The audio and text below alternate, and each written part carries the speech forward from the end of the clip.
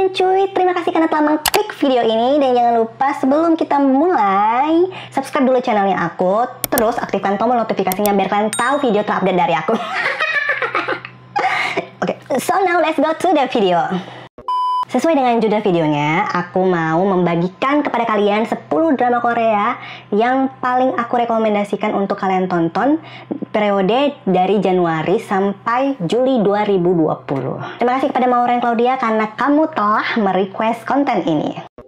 Kalau biasanya drama Korea itu tayangannya dari JTBC, TVN, SBS, KBS, MBC, OCN. Kali ini aku kedapetan gitu ya, ngikutin drakor dari channel A. Channel ini baru pertama kali aku tahu dan baru pertama kali juga aku ngikutin drakor dari channel A ini. Meskipun drakor ini ceritanya sederhana, terkesan B aja, tapi menurut aku drakor ini berhasil untuk bisa mencuri perhatiannya aku gitu loh. Jadi aku bisa nonton drakor ini sampai habis. Bercerita tentang Cha Jung Hyuk, seorang CEO dari salon kecantikan punyanya sendiri bernama Cha Beauty. Dia bertemu dengan Han Soo-yeon, salah satu finalis dari acara Survival. Jadi Survival itu acara atau program seperti Weekly Idol, kayak trainee dikasih showcase gitu. Terus nanti ada juri-juri yang memilih dari member-member itu siapa yang akan lolos, dibentuk sebagai idol group. Nah, Han Soo-yeon ini dapat kesempatan gitu kan, di make upin sama si Jung Hyuk, CEO tadi. CEO tadi itu diundang sebagai salah satu juri di acara program Survival. Sampai di situ spoilernya. Menurut aku sih drama ini rekomendasi banget karena ada unsur komedi, ada unsur romansanya, juga ada motivasinya. Jadi kalau kita nonton ini kita ngerasa termotivasi untuk menjalani kehidupan kita. Seperti satu contoh. Jadi si Han Soo-yeon ini, dia itu sebenarnya lolos audisi dari program Survival itu. Dan dia debut, hampir debut lah gitu kan, jadi idol group. Cuman kayak besokan harinya tuh, beberapa harinya gitu ya, lupa aku. Jadi beredar video dia sedang merisak atau membuli atau memukul, pokoknya ke video kekerasan gitu terhadap perempuan. Nah, habis itu ketahuan agensi, dia dipecat.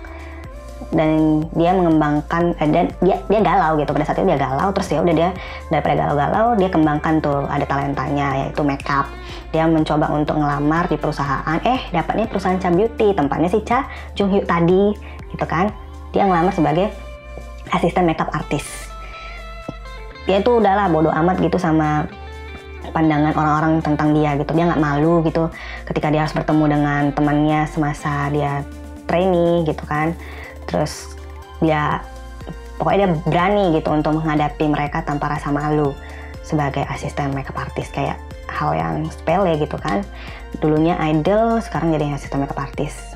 Menurut kalian gimana sih kalau misalnya kalian jadi Han Soo-yeon? Apakah kalian itu akan mengikuti ambisi kalian untuk menggapai cita-cita kalian, atau kalian udah deh banting setir gitu terus jadi orang yang berbeda atau menemukan passion baru daripada harus bergumul dengan ambisi yang nggak pernah kecapai gitu? Coba kalian komen di bawah.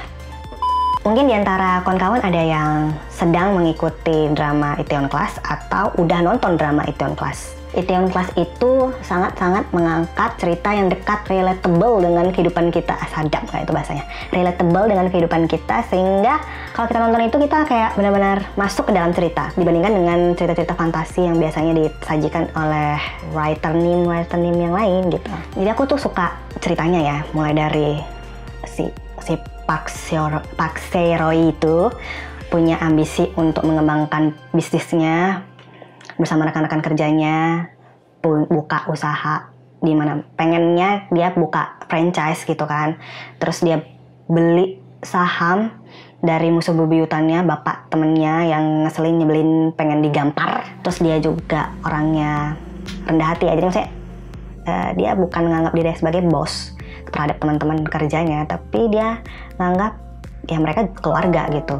Jadi saling mengayomi satu sama lain, ada rasa rekan kerja, rasa keluarga gitu.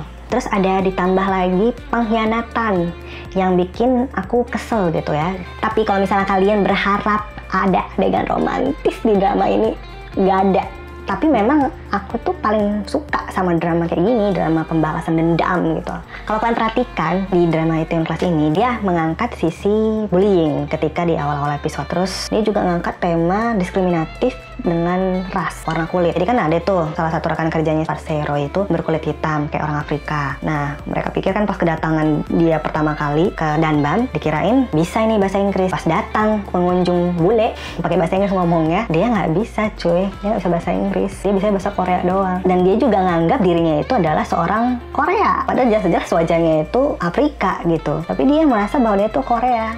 Nah, terus juga dia ngangkat hal yang tabu tapi layak untuk diperbincangkan, itu tentang LGBT. Jadi Mah Yun Hee, salah satu rekan kerjanya itu adalah transgender. Tapi di sini seolah-olah dalam drama ini kita itu harus bisa menerima mereka. Kita jangan menganggap mereka itu bukan manusia, tapi kita harus memanusiakan mereka. Pokoknya Itaewon Class itu sangat berani lah gitu mengangkat tema LGBT di dalamnya. Menurut kalian sendiri apa sih yang jadi daya tarik Itaewon Class sampai dia punya rating yang bagus, sampai bahkan orang-orang yang nggak pernah nonton drama Korea ketika nonton Itaewon Class jadi kayak nagih gitu untuk nonton drama Korea yang lainnya?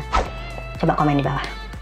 Sebenarnya sih aku nggak terlalu suka ya nonton drama medis, tapi karena pemerannya itu Jung Jung Suk, jadi aku coba untuk nonton. Dan ternyata hasilnya adalah Daebak. Ceritanya tentang ada 5 sahabat ya. 5 sahabat ini, persahabatan ini dimulai dari zaman kuliah kedokteran. Ini ceritanya ya seputar mereka ya, seputar mereka berlima, terus seputar kegiatan mereka sebagai dokter. Jadi orang 5 ini itu jadi dokter di satu rumah sakit yang sama, tapi beda spesialis. Kok bisa ya? Maksud aku 5-5-nya loh di satu rumah sakit yang sama gitu. Kalau kalian sendiri kira-kira satu kantor nggak sih sama sahabat kalian? Coba komen di bawah. Hospital Playlist. Kenapa ya namanya Hospital Playlist? Kalau menurut aku sih karena gini, kan ini ceritanya tentang dunia medis. 80% itu syutingnya di rumah sakit. Terus ada playlist, istilah playlist karena 5 dokter ini membentuk suatu band. Jadi setiap penghujung episode wajib mereka tuh nyanyi gitu. Kayak kumpul, ngeband, terus nyanyi satu lagu.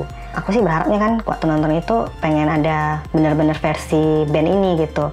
Dan mereka memang membentuk band namanya itu Mido and Parasol. Tapi kalau di Korea Parasol gitu. Ada 2 lagu dibikin sama band ini. Oke, jadi ini menurut aku dramanya rekomendasi banget ya, karena per episodenya itu akan ada beda-beda kisah dari pasien yang hampir bikin kita terharu, ada yang bikin kita bisa nangis, ada juga tingkah lucu menggelitik dari 5 sahabat ini. Persahabatannya itu nggak kayak persahabatan sahabat jadi cinta, nggak. Memang ada sih, cuman nggak di expose gitu. Kalau aku nggak salah dia ada rencana untuk bikin 3 season. Season 2-nya itu lagi proses syuting, tahun depan baru kelar. Semoga lah ya. Aku sangat menanti-nantikan lagi sih season 2-nya karena di endingnya itu dibikin gantung gitu kan. Kalau kalian mau digantungi, ya kalian tonton ya Hospital Playlist. Tapi kalau misalnya kalian nggak mau cerita yang gantung, next ada rekomendasi yang lainnya.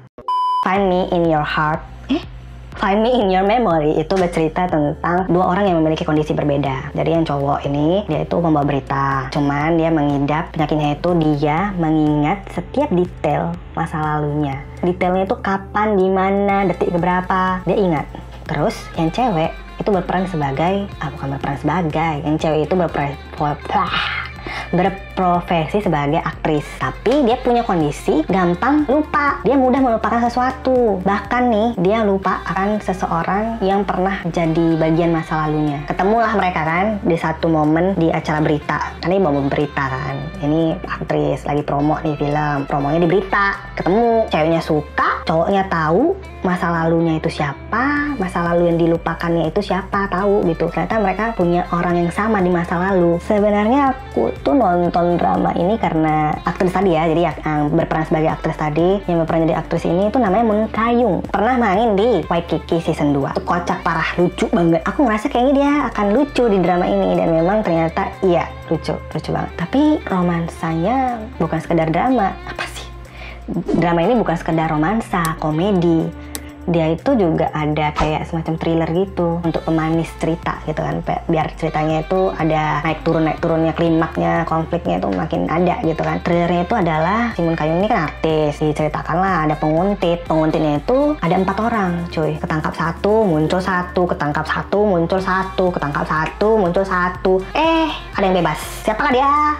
Kenapa aku merekomendasikan drama ini? Karena drama ini ya kayak Criminal Minds, atau mereka menggunakan istilahnya itu using your logic and find your murder. the Murder. Cerita singkatnya, ada sekiranya 10 orang mau mencoba untuk kembali ke 1 tahun lalu. 10 orang ini ditemani sama, kalau nggak salah dia dokter deh, kayak psikiater gitu, tapi dia menyatakan bahwa dirinya itu adalah pengelana waktu gitu. Dia bisa kembali ke 1 tahun lalu, ke 1 tahun lalu, ke 1 tahun lalu, gitu-gitu lah. 10 orang ini ngikutin dong, karena kan mereka punya keinginan masing-masing memperbaiki 1 tahun lalu itu seperti apa gitu, supaya baik lah gitu. Kembalilah mereka ke 1 tahun lalu. Ternyata pas mereka berhasil kembali ke 1 tahun yang lalu dan mereka berhasil mengubah masa lalu mereka, satu persatu di antara mereka mati. Ya pas kita nonton kita mikir dong ya kan, ini mati kenapa? Siapa pelakunya? Siapa yang bunuh? Kalau kalian pengen drama yang bikin kalian mikir, agak-agak yang pengen, aduh aku pengen nonton agak berat-berat lah yang bisa mikir gitu, yang pengen nebak-nebak gitu kan, ini siapa pelakunya, siapa ya. 365 ini jadi drama yang rekomendasi banget sih. Ini drama rekomendasi cuy, beneran. Setiap episode itu bikin penasaran cuy, karena setiap episode itu ada yang mati. Terus orang yang aku tuduh sebagai pelaku mati. Terus siapa pelakunya? Pas endingnya tahu pelakunya siapa, plot twist yang luar biasa, yang kayak ibaratnya aku tuh kayak mana lah ini, aduh aku ngikutin dari awal sampai akhir ternyata tahu pelakunya.